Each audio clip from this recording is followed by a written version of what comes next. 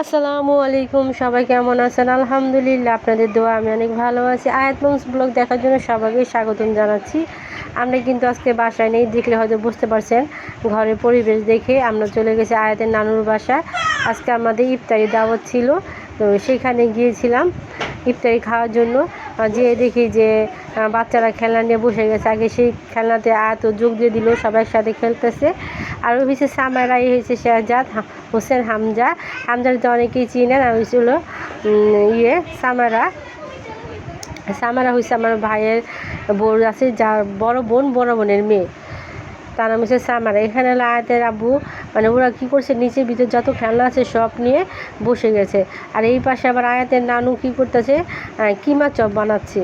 তো আমি তো আর রেসিপি দিতে পারতেছি না, যেহেতু আমি একটু বিকাল বেলা গেছি, মানে একেবারে হয়তো ইফতারি আধা ঘন্টা বা 1 ঘন্টা আগে গেছি, সেহেতু ইফতারি তারা বানায় ফেলতেছিল। তো আমি আর সেই রেসিপি আর দিলাম না, তবে কী কী বানানো সেটা অল্প অল্প করে আপনাদের সাথে শেয়ার করলাম। এটা কিন্তু গরুর মাংসের কিমা, আর কিমা দিয়ে কিমা চপ বানাইতেছে। এটা হলো আয়াতের নানু। একটা দেখিয়ে দিলাম যে আয়াতের নানু কী বানাচ্ছে বসে বসে। আর রান্নাঘরে আবার ভাইয়ের বউ আছে, সেখানে ভাজাভাজি করতেছে। আমি শেখানো যাবে একটু একটু করে দেখাই দিব। এই যে আমার ভাইয়ের বউ কিন্তু এখানে একটা কিন্তু সমুচার মতো বানিয়েছে, শীট দিয়ে অনেকগুলো বানিয়েছে। আগে তৈরি করে রাখছিল, আমি যে জাস্ট একটু ভিডিও করে আপনাদের সাথে শেয়ার করলাম। এই যে এখানে কিন্তু আরেক রকমের সমুচা, এটা হয়তো চিকেন দিয়ে করেছে, আর ওটা দিয়ে করেছে, বিভিন্ন ধরনের আইটেম করেছে। আর এটা হলো দু ভাজা বললে তো হয়তো চিনবে না মানুষ, এটা পেঁয়াজু বলে। আসলে ঢাকারা তো দু ভাজা বলে, এই জন্য এই ভাষাটাই চলে আসে। আর এই যেখানে যে কিমা চপ ডিম দিয়ে ভাজতেছে, আসলে এখানে 3টা চুলা জ্বলতেছে।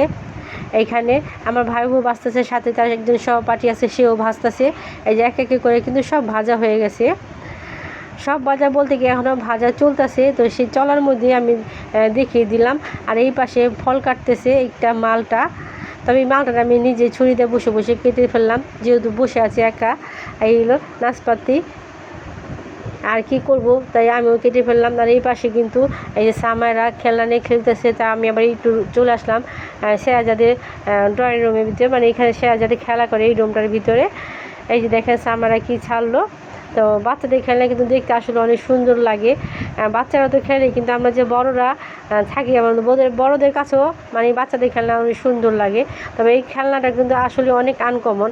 আপনি আস্তে আস্তে দেখেন ফোনটা থেকে কিন্তু সে আস্তে আস্তে 2টা পাখা মেলে দিল এবং ঘোরা শুরু করলো। আসলে বাচ্চাদের খেলনা আসলে বাচ্চাদের বেশি পছন্দ করে। তবে আমরা যে বড়, আমরাও মাঝে মাঝে একটু বাচ্চাদের সাথে খেলা হয়ে যায়, দেখে নেওয়া হয়ে যায়।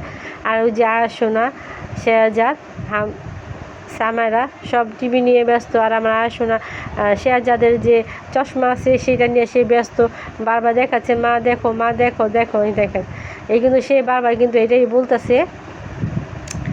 আমাদের কিন্তু ইফতারি করা শেষ, আর ইফতারি দেখাতে পারলাম না, কারণটা কী হয়েছে, আমাদের একটু লেট হয়ে গেছে, যেহেতু ইফতারি অনেক ছিল আর ভিডিও ধরার মতো বা করার মতো মানে সময় ছিল না। এত মানে তাড়াতাড়ি আজানটা হয়ে গেছে। তো এখন বাজে প্রায় 8টা বা 8:30 বেজে গেছে। তাই আমার ভাইয়ের বউ আবার ফালুদা বানিয়েছে, সেই ফ্রিজ থেকে ফালুদা বের করেছে, আর উপরে আইসক্রিম দিয়ে দিল খাওয়ার জন্য। এটা খেয়ে হয়তো আমি বাসায় চলে যাব, কারণ পেটে আর জায়গা নেই, আর কোনো কিছু খাওয়ারও সময় নেই। প্রায় তো 9টা 9:30 বেজে গেছে। এই যে মালটা আজ দিলাম কেটে পরে খাওয়ার জন্য, আর খেলো না। সবাইকে অনেক অনেক ধন্যবাদ। আসসালামু আলাইকুম, আল্লাহ হাফিজ।